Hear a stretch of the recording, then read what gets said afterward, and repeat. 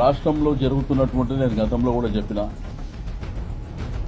ఇక్కడ ప్రభుత్వం ఆశాజనకంగా లేదు అనేది చాలా స్పష్టంగా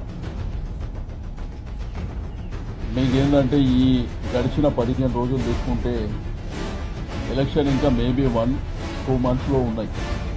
అది మీకందరూ తెలుసు. మాట్లాడితే రెవెన్యూ డెఫిసిట్ 16,000 కోట్ల డెఫిసిట్ ఉన్నామని పదే 4.5 సంవత్సరాల నుంచి చెప్పుకుంటూ మళ్ళీ ఇక్కడ వచ్చేసరికి అన్ని అంగు ఆరుబాటాలే.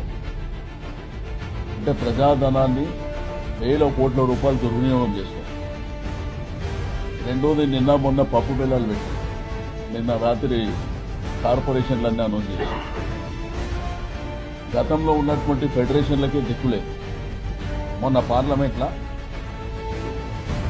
అనౌన్స్ చేయడమే కాకుండా క్యాబినెట్ నిర్ణయం తీసుకొని వాళ్ళు చేసేది. ఇక్కడికి వచ్చేసరికి కాపులకు 5% మేము ఇస్తాం అందుకేనంటే అసలు రాష్ట్ర ప్రభుత్వానికి సంబంధం ఏంటి? కేంద్ర ప్రభుత్వం ఇప్పటివరకు గైడ్ లైన్స్ కూడా ఇవ్వలేదు. గైడ్ లైన్స్ ఇస్తే మాకు కూడా వస్తాయి.